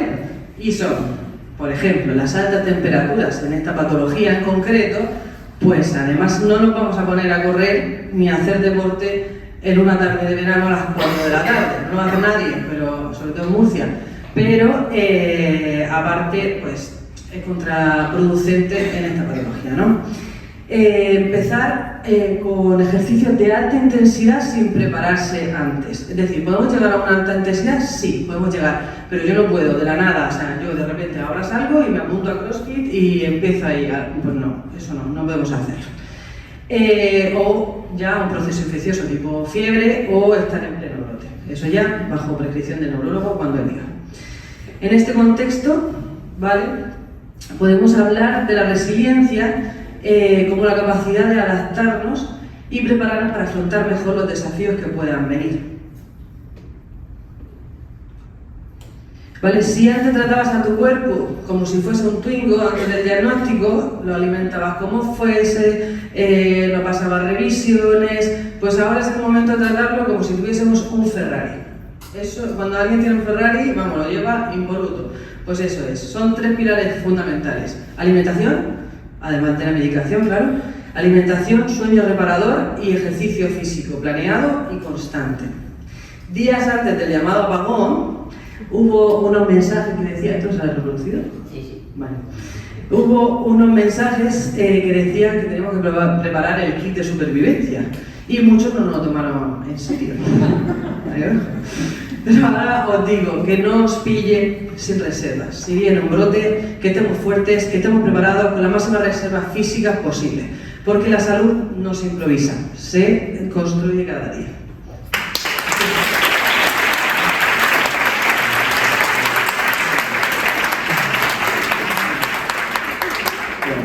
Y Yo os voy a comentar rápidamente, que ya vamos a enseñar un caso clínico, ¿vale? Este es un compañero que va a la asociación, es un chico de 44 años. Fue diagnosticado de esclerosis múltiple remitente recurrente con un inicio bastante agresivo. En 2005 él sufrió un episodio de vértigo que estuvo 2 semanas encamado sin poder moverse. Estuvo 2 años bien. En 2007 sufrió otros vértigos que también fueron incapacitantes. En 2008 sufrió una neuritis óptica, pero no llegaron a diagnosticarla en el momento porque él tenía síntomas, pero no llegaron a diagnosticarla a tiempo, pero luego viendo los antecedentes vieron que había sido eso. Muchas de estas palabras que estoy diciendo seguramente os suenan, porque alguna habréis tenido un comienzo parecido. De 2008 a 2010 estuvo sin nada, en 2010 se le durmieron las manos y en 2011 ya fue cuando empezó, que tuvo 2 brotes. Uno se quedó totalmente encamado, no podía mover ni manos ni pies. Y ahí ya fue cuando empezó a recibir el tratamiento y fue cuando recibió el diagnóstico de esclerosis múltiple, ¿vale? Al año siguiente volvió a tener otros 2 brotes, estuvo 4 años sin brotes, otro en 2016, otro en 2017, un año blanco, 2019 otro y 2020. De 2020 a 2025 en principio no ha tenido ningún brote, ¿vale? Ha llevado aquí abajo tenéis varias medicaciones por las que ha ido pasando, ¿vale? Algunas os sonarán, algunos la llevaréis seguramente. Llevó Copaxone en 2011 cuando inició, Reviv, luego llegó Fingolimod y ahora estaba con Ocrelizumab, ¿vale? Vale. Con anterioridad, este paciente realizaba pádel de bastante continuidad a la semana y también iba a clases de ciclo y pues, de manera estacional también realizaba esquí. Aquí os tengo preparado cómo sería una sesión. Como ha dicho mi compañera, siempre iniciamos haciendo una valoración porque cada paciente tiene que tener, usuario tiene que tener su sesión adaptada. Es interesante tener una valoración, por ejemplo, muscular, porque a lo mejor vosotros vais a entrenar y decir, yo lo hago todo bien, yo saco el press de banca genial, yo hago sentadilla y lo hago todo bien, pero a lo mejor hacemos una valoración y se ve un poquito que a lo mejor falta un poquito de fuerza en isquio, un poquito de fuerza en cuádriceps. Pues nosotros, si lo hemos valorado, podemos decir, venga, pues cuando vayas, ponle mejor más intención en este grupo muscular que te va a venir bien, pues si en algún momento llega otro brote y te dejan una secuela, que esté mejor preparado ese músculo para ti. Empezaríamos siempre con un calentamiento y la parte principal de la sesión, que será la más importante para la esclerosis múltiple, está recomendado que se trabaje a nivel moderado, ¿vale? Se podría llegar incluso a intenso, pero intenso lo de 75-95 habría que cogerlo un poquito con pinzas, ¿vale? Yo me quedaría como mucho en el 75-80. Para calcularlo, se calcula con la frecuencia cardíaca máxima. Esto ahora que todos llevamos el relógico de moda, que es fácil medirosla, ¿vale? Normalmente depende de la marca, suele haber unos latidos de diferencia, pero bueno, va bastante bien. Os he puesto aquí cómo se calcula la frecuencia cardíaca máxima, ¿vale? En mujeres hay bastante controversia en la bibliografía, hay gente que directamente hace 220, que serían como las posiciones tope, menos vuestra edad, pero en otra bibliografía sí que hay diferencia entre hombres y mujeres, ¿vale? Pues en mujeres sería 206 menos 0,88 por vuestra edad, y en hombres 208 menos 0,7 por vuestra edad. Esa sería en general, pero teniendo una patología que ya es neurológica y para el entrenamiento lo más recomendable es utilizar la que tenemos abajo. ¿Por qué? Porque tiene en cuenta también cuál es nuestra frecuencia cardíaca en reposo y eso es muy importante. Aquí tenemos unos vídeos de Alex trabajando. Empezaríamos haciendo cinta, ¿vale? De calentamiento, hace 10-15 minutos, depende de lo que a mí me da tiempo a retrasarme o no con el paciente anterior. Luego tendríamos otro ejercicio en el que trabajamos coordinación y equilibrio. Alex trabaja, tiene 2 hijos, ¿vale? Lo recoge del cole, hace su compra, todo genial. Si habéis dado cuenta, fue diagnosticada en 2011, pero empezó con síntomas en 2005. Aquí tenemos otro ejercicio que ya implica mayor coordinación, con sentadillas, trabajando glúteo, tenemos la goma elástica que sujeta de la cintura, lo que implica tanto una inercia que te lleva hacia adelante como controlar la inercia hacia detrás. Y aquí tenemos el típico salto al cajón que se hace en CrossFit, pero adaptado. Esta sería una sesión que realizamos con control cardiovascular, que hacemos también series de ejercicio funcional. Hacemos 3-4 series con varias estaciones adaptadas a él. Por ejemplo, estaba haciendo sentadilla en sumo, hacemos un rastreo, el Volvo, esto, para ir al gimnasio tenemos que sacarnos también el B2 en inglés, jugando todos los nombres en inglés. Este sería el Clean Jack, ¿vale? Que es simplemente una cargada arrancada con extensión de hombro. Y por último el ejercicio de rotación de tronco que trabajamos tanto el equilibrio como la flexibilidad del tronco, ¿vale? Y bueno, esto sería todo por mi parte. Voy a pasar con mi compañera que vamos a empezar con la charla. Bueno, después de escuchar a nuestros profesionales, mis compañeros, y sobre todo conocer cómo trabajamos desde Andem, llega uno de los momentos más importantes al final de esta jornada, que es conocer de primera mano cómo conviven algunos de nuestros usuarios con la esclerosis múltiple, y más allá de los libros, más allá de los síntomas y más allá del diagnóstico. Nos acompañan 4 personas que, como bien os he dicho, forman parte de nuestra asociación, han venido en diferentes puntos de su diagnóstico y bueno, han querido compartir con nosotros su experiencia pues, con muchísima generosidad, así que pues, os agradezco inmensamente que hoy estéis aquí. Y bueno, con vosotros tendríamos a Carlos Martínez, 36 años, fue diagnosticado en 2019. Tenemos a Alba Zapata, 36 años, diagnosticada en 2012, la primera, por la derecha. José Vicente González, 30 años, diagnosticado en 2022, justo al lado mío. Y finalmente Carmela Santos, 32 años, diagnosticada en 2022. Voy a empezar por Carlos y me gustaría saber, Carlos, ¿cómo fue el momento del diagnóstico y qué emociones recuerdas de aquellos primeros días?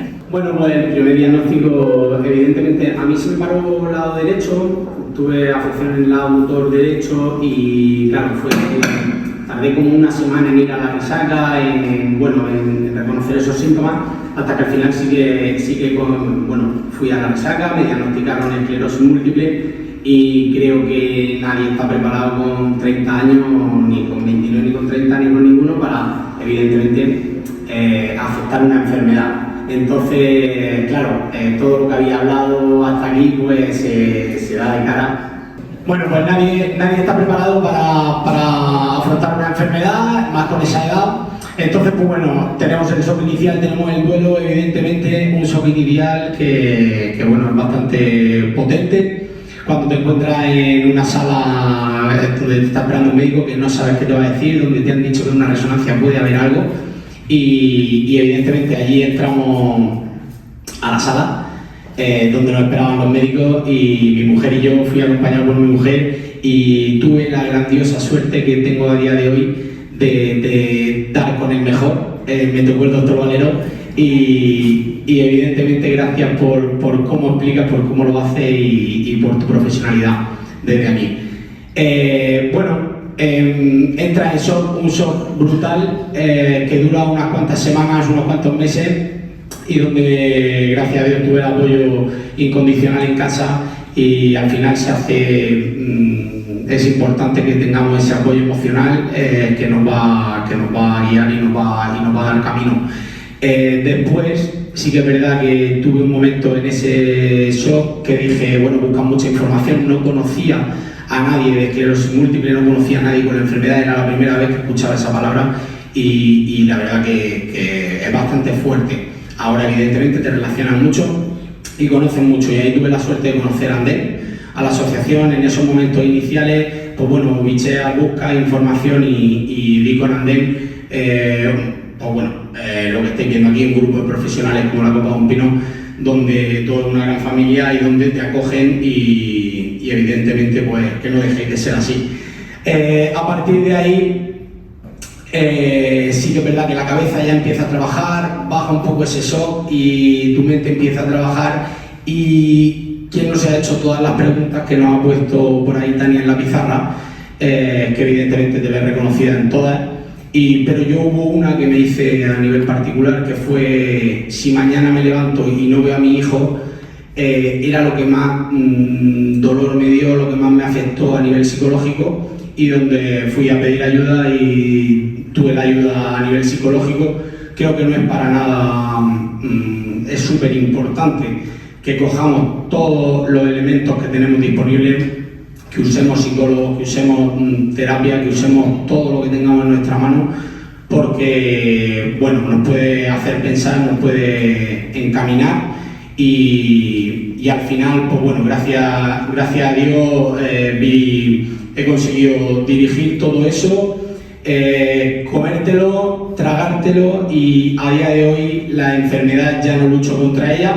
La enfermedad viene conmigo en el coche, somos 5, mis 2 hijos y mi mujer y esclerosis múltiple, y vamos todos juntos y bueno, creo que es la mejor opción para que podamos tirar para adelante.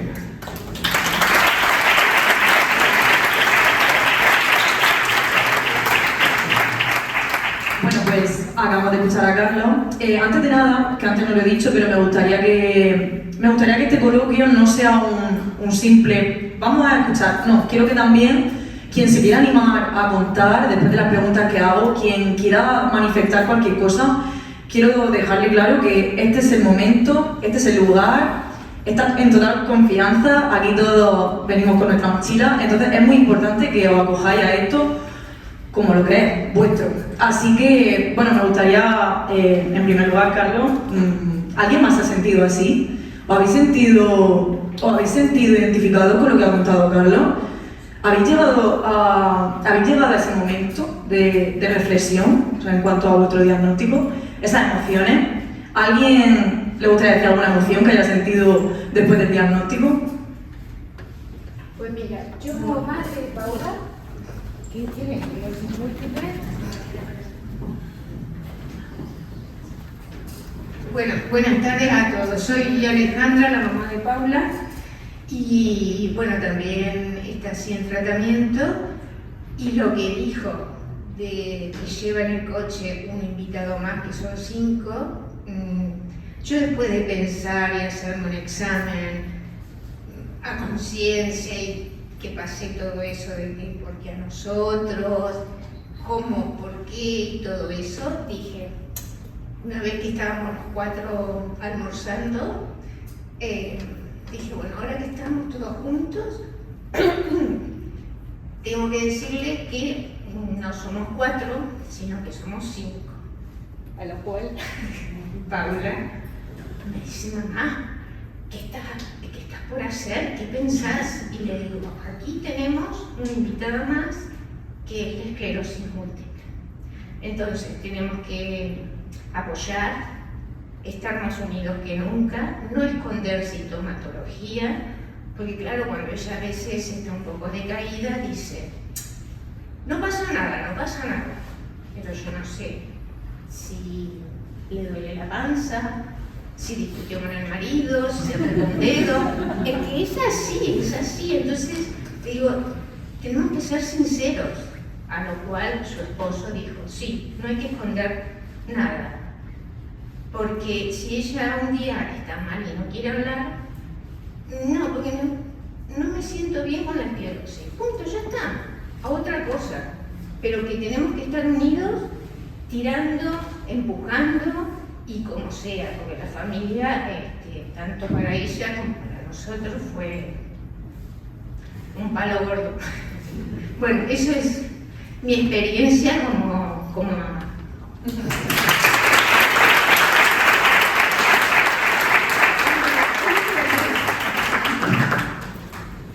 Me he quedado, bueno, alguien tiene algo que decir. Creo que sobran las palabras y yo creo que la ausencia de ella a veces es más importante que decir nada. Ya está. O sea, por la parte que nos toca, bueno, gracias que en vuestro caso, por ejemplo, tenéis una familia que os acoge y que bueno, pues que entiende. Hay personas que no tienen esa suerte, pero bueno, siempre intentamos que para aquellas que no la tengan, nosotros estamos ahí. O sea, Andén está ahí y esa es la parte que también queremos que entendáis. Y bueno, vamos a seguir, quiero que esto siga así, ¿vale? Aquí no quiero silencio, quiero que habléis, que os conozcáis, y bueno, que en fin, que al final sois vosotros quienes tenéis que conocer todos los entresijos. Así que bueno, voy a seguir por Alba. Y bueno, le voy a hacer una pregunta que a todos os va a sonar. ¿Te cambió la relación con tu amistad de Alba? ¿Tu entorno social cambió cuando le contaste que tenías esclerosis múltiple? Buenas tardes, soy Alba. A ver, la verdad es que mi vida, a mí me han entregado con 23 años y la verdad es que mi vida no... A ver, voy en silla de ruedas cuando no voy muy lejos, pero la verdad es que no cambió. O sea, el entorno que tenía sigue siendo igual de seguro, antes del diagnóstico, y sigue siendo ahora igual. Y la verdad es que tengo mucho apoyo por parte de todo el mundo, familia, amigos. Y si alguien se ha separado de mí, no he sido consciente, no sería tan importante. Entonces, pues la verdad es que no tengo queja, vamos. Mi calidad de vida social sigue siendo la misma. Sí que es verdad que me gusta recalcar mucho que no hay que dramatizar tanto ni la enfermedad ni la discapacidad, porque al final, yo qué sé, pues mañana alguien puede tener un accidente y quedarse peor que yo. Y ahora estarán feliz. Entonces, pues creo que tampoco hay que dramatizar ni el diagnóstico ni la discapacidad, porque son cosas que vienen y simplemente pues las toreas como puedes y te adaptas la vida y ya está. Y yo creo que alguna pregunta más. Bueno, Alba, si no lo sabéis, porque muchos de vosotros no venís con nuestra asociación, pero si nos seguís en redes sociales y demás, podréis haber visto que Alba fue la mujer del año Andén. Fue y es. En el 8M la nombramos mujer del año Andén, porque ciertamente es un ejemplo de resiliencia y nos encanta tenerla con nosotros en la asociación precisamente por eso, porque es todoterreno. Así que yo creo que si queréis ver un poquito más de su vida, os podéis meter en sus redes sociales, porque ella cuenta bastante con respecto a la enfermedad, su día a día, y lo hace desde esa perspectiva maravillosa. Así que Alba... Pues... Gracias, Alba.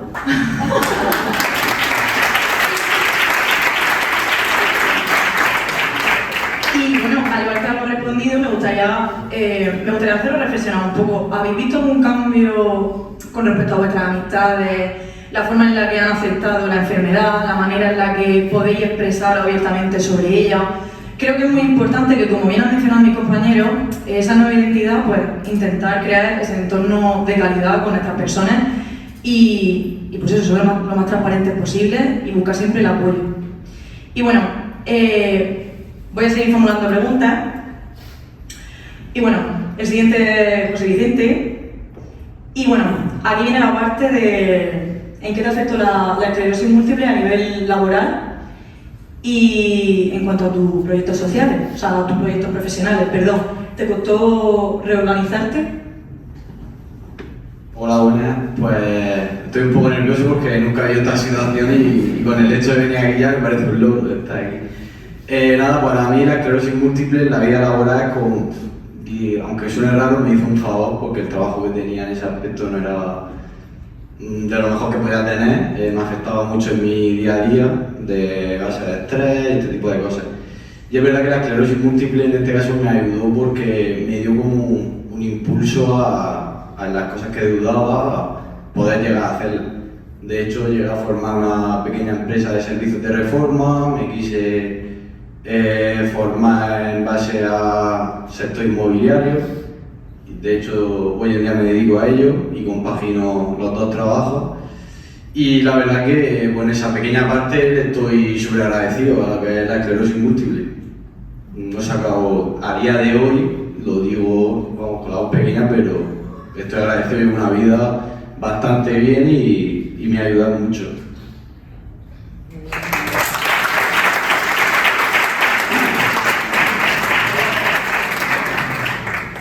Bueno, pues en tu caso la verdad que ha sido favorable.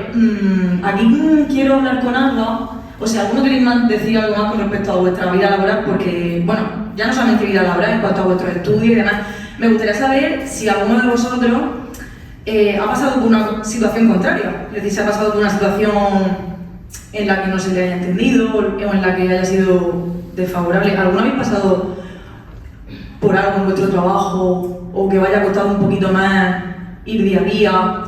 ¿Cómo lo habéis afrontado? ¿Alguien tiene algo, ¿a alguien le gustaría decir algo o que se le escuchara en cuanto a su día a día? Yo si quieres te voy a contar un poco. Sí. Mira, yo a nivel laboral yo era comercial y es verdad que el estrés pues era bastante importante, el cansancio era un horario partido donde estabas todo el día trabajando.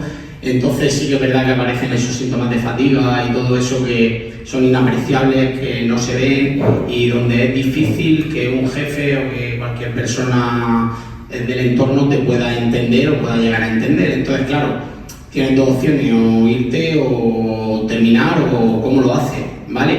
Pero sí es verdad que en consenso con el neurólogo, pues bueno, él me dijo, no es el mejor de tus trabajos para la enfermedad que tenemos, y gracias a eso y a la conversación que tuve con él, desde ese momento, bueno, que fue en 2019, fue el mismo año de aceptar la enfermedad, de reconocerme la enfermedad, a los meses me metí en la universidad y dije, pues de momento voy a estudiar. Y bueno, han sido 4 años bastante difíciles, pero donde sí he cambiado radicalmente. Ahora a día de hoy soy profesor de primaria y bueno, la vida te cambia por completo, y que si no hubiese sido por la esclerosis múltiple, pues a día de hoy no hubiese podido hacerlo.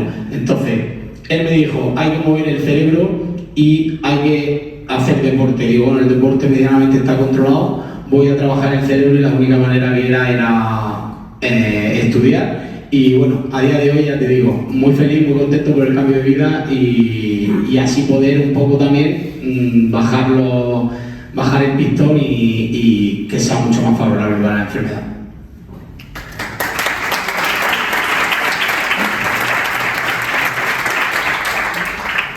Pues maravilloso, vamos, ha sido, como bien decía, resiliencia a tope. Y bueno, por mi parte estoy muy contenta, la verdad que sí ha sido, que es un impulso. De hecho, no quiero hacer un avance, pero hablaremos de eso en breve, porque tenemos una cosa preparada que vamos a hablar de eso. Y antes de nada, vamos a terminar con Carmela. Y bueno, aquí hay una pregunta más general que es ¿cuáles son los retos con los que tú convives, tanto físicos como emocionales, con la enfermedad? Hola a todos.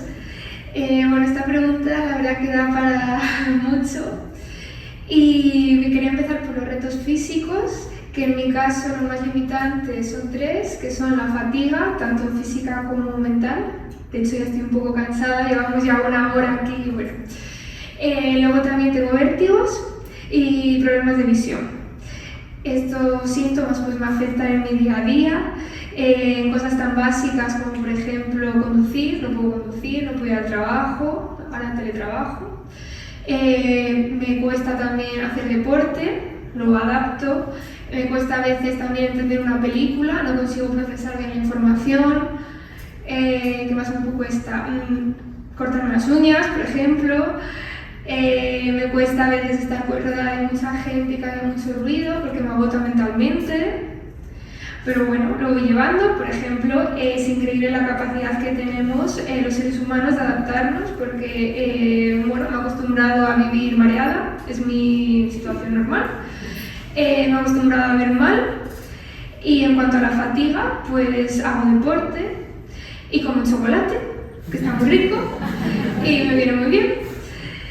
Y bueno, esta es la parte física, y para mí la peor sin duda es la parte emocional, porque es lo que a mí más me ha costado y me cuesta a día de hoy, porque básicamente me está costando aceptar que ya no soy la misma chica de antes, que era un torbellino llena de energía, que nunca en mi vida me había cansado, podía con todo, me comía el mundo, y no es así.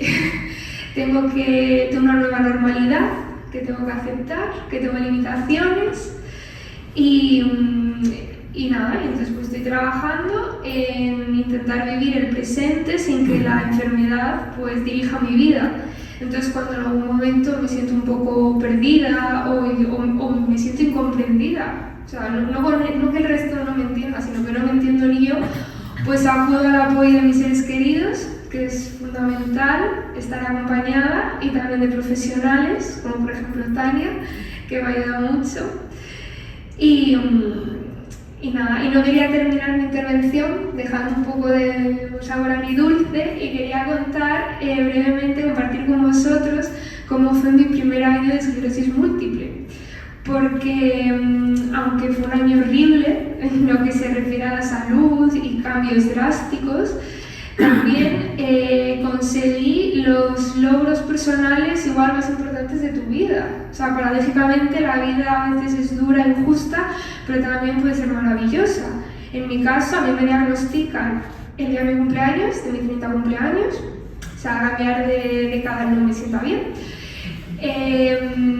Y bueno, mi novio me había organizado una super sorpresa, nos íbamos de viaje por Europa, al final hubo viaje, hubo hospital, y en cambio a los 3 meses estaba formando una oposición con todos mis síntomas. O sea, me acuerdo de hacer el examen y se me juntaban las líneas, me veía bien el examen y aprobé el examen.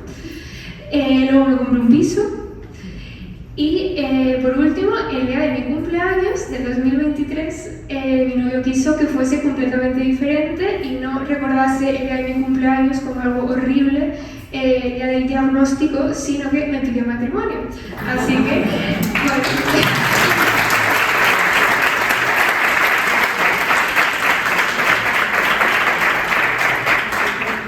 Y eso es todo, muchas gracias.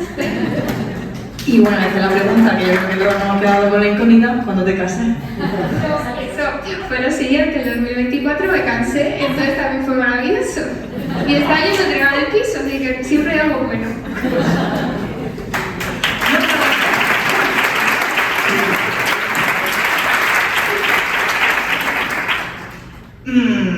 Pues, ¿qué decir? Me gusta mucho, o sea, la visión que ha dado Carmela, porque ha estado muy completa y en general como la de nuestros otros 3 ponentes. Aquí voy a meter yo una frase mía que tiene mucho que ver con lo que nos estamos viviendo este fin de semana, y que, como decía Melody, pues que la vida es un camino de pina y closet, así que... así. Y bueno, a ver, ahora quiero hacer una pregunta a todos. Me gustaría que quien quiera coger el micro que lo coja, que lo quiera gritar, que diga, pues que lo diga, siempre y cuando sea pacíficamente.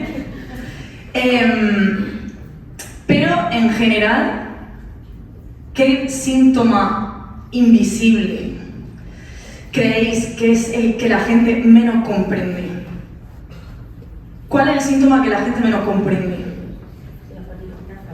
La fatiga. ¿Estamos de acuerdo? Sí. La fatiga. ¿Os gustaría que se reconociera un poco más? ¿Os gustaría que lo entendieran un poco más? ¿Os gustaría que... Jolines, después de cómo hemos escuchado con mis compañeros, ahora que conocéis la diferencia y sabéis la teoría, pues yo creo que podéis coger verbalmente y decirle, bueno, me pasa esto, y esto es así. Y bueno, más allá de la fatiga, ¿hay alguien que quiera decir algo más? ¿Cuál?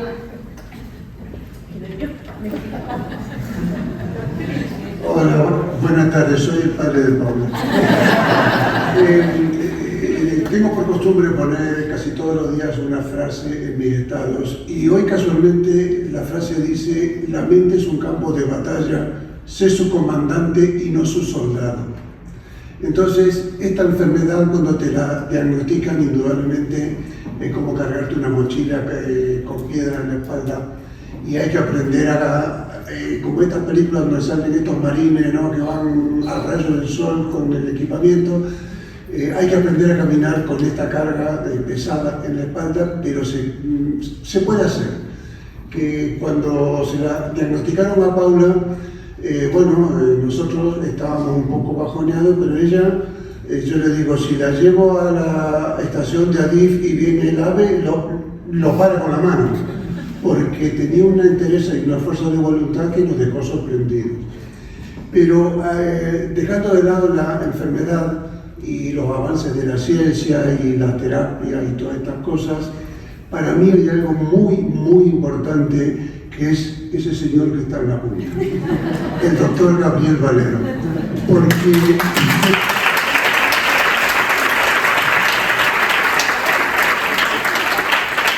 más que un neurólogo, parece un colega con el cual uno se va a tomar una copa, una hamburguesa y una patata frita, porque la humanidad del profesional, cuando trata a un paciente, es el 99% de la cura de una enfermedad. Entonces, dejando todo el trabajo de la asociación, los profesionales, pero el vértice de la pirámide está en esa punta. Gracias, doctor.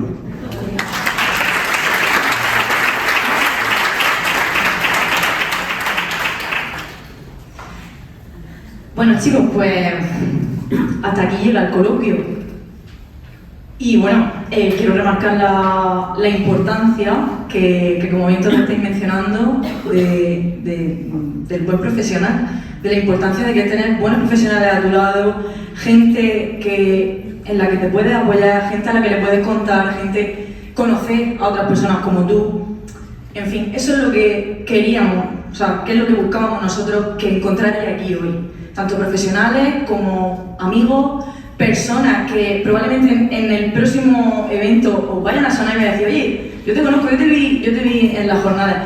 Eso es lo que buscábamos, que vinierais aquí y que disfrutarais de un momento informativo, pero que también pudierais expresaros. Por eso me repito, ¿alguien más quiere contar cómo ha sido su experiencia? ¿Alguien quiere decir?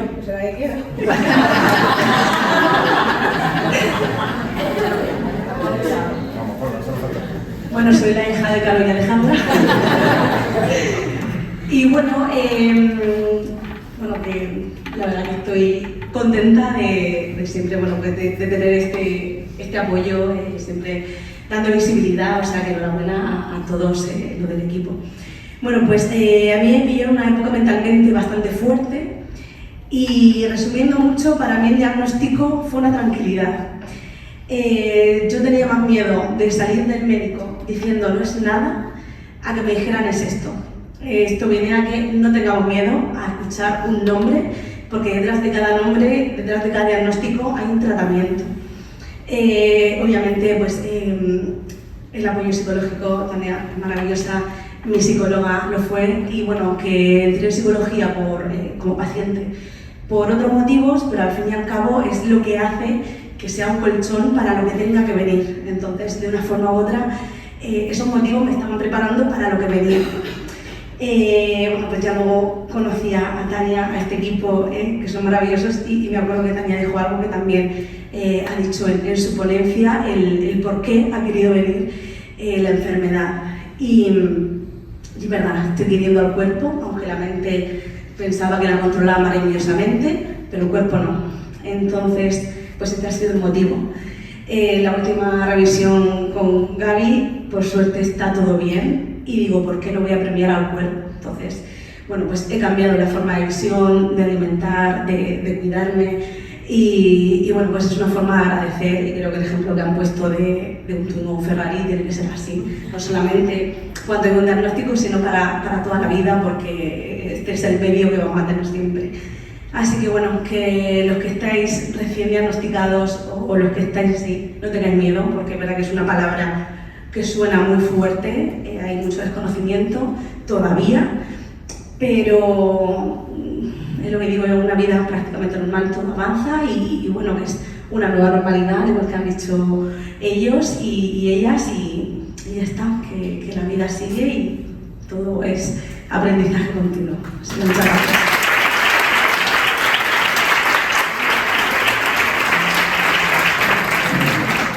Pues si alguien está pensando, ellos no se han preparado nada. Nosotros sí. Ellos no. Así que eso tiene doble mérito, porque vamos, ha sido, parece como si hubiéramos... No.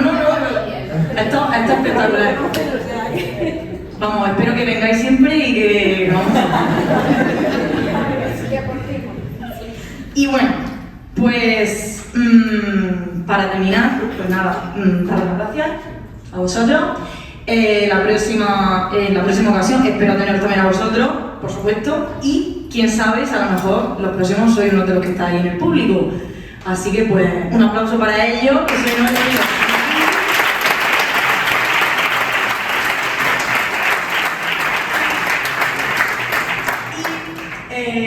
Y podéis quedaros si queréis. Sí. Uy. Sara. Un segundo. Aquí. Alba. Uy. Oli. Bueno, da igual. Que digo, la vida que esta semana pasada está en la mierda, realmente. Y he tirado para adelante porque era muy real y tenía muchos planes y no iba a dejar de hacer nada porque el cuerpo no me acompañaba. Ese chico pues te adaptaba a la vida, sí que la vida iba así por la vida porque no me daba la vida por abrir los ojos de todo. Pero, pues ya estamos, ya lo surgió, como siempre, claro que sí. Y ya está, me digo porque me junté con gente, me vio gente, amigos y tal, está bien. Digo, pues no, pero bueno, una cerveza, por aquí. La cerveza no puedo poner en casa porque chica, yo me hacía un poco lo grinchy. Y ya está, señores, que ya he surgido, tengo una chica que he puesto esta mañana, sí, sabrosa, deliciosa.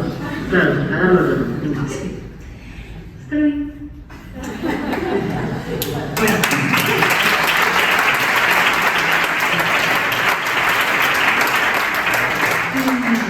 Algo, yo ya os digo lo que está pensando es la voy a matar. De hecho, el viernes, que es cuando tú sueles venir, me va a decir, ¿por qué? Vale, pues yo ayer por la noche estaba en mi casa, a esas horas, y vi tu vídeo. Y dije, qué fuerte que Alba ha hecho un vídeo justamente hablando de lo que yo quería hablar hoy. Y es que tú lo expresaste muy bien. Y es que era tu cumpleaños, no tenías ninguna gana, estaba, mira, no me encuentro bien. Y aún así dijiste, oye, pero es mi cumpleaños y yo tengo que estar aquí, yo quiero ver a mis familiares y yo quiero disfrutar de mi cumpleaños. Y entonces ahí es donde está el mensaje que nosotros, bueno, nos tiramos un tiempo intentando encontrar de qué forma podíamos resumir a ese impulso, a ese movimiento que hace que pese a que te encuentras mal o a que a lo mejor no estás en tu mejor momento o que a lo mejor estás que no puedes estar al 100%, pero aún así decides estar con un poquito, pero decides estar porque sabes que te va a venir bien. Entonces nosotros pensamos en un concepto que creo que puede definir lo que es me mueve la EN. Me mueve la EN, nos mueve la EN, porque, bueno, tengo aquí un guión preparado, porque de verdad que me lo sé de memoria, pero, o sea, esto me lo he estudiado porque, jolín, sale de mi departamento, pero bueno, aunque parezca contradictorio, la esclerosis múltiple nos impulsa a cada día levantarnos, a ir más allá, a seguir dando pasos y bueno, a no rendirse, a pedir ayuda. Y al fin y al cabo también lo que comentaba algo en su vídeo. Y bueno, nos mueve la EN, porque hace que escuchemos a nuestro cuerpo, que valoremos lo pequeño, que nos agarremos con más fuerza a la vida, a dar pasos, como había dicho, a disfrutar y, en definitiva, a no rendirse. Entonces, pues cada historia es única, pero todos tienen algo en común. La esclerosis múltiple nos ayuda a resistir y a transformarnos y sobre todo a seguir adelante. Y con esta campaña, con este eslogan, lo que queríamos era unificar esa motivación que hace que cada día os levantéis. Esa motivación que hace que cada día os levantéis. Y que entre todos podamos compartir qué es lo que nos une, qué es lo que os da la fuerza.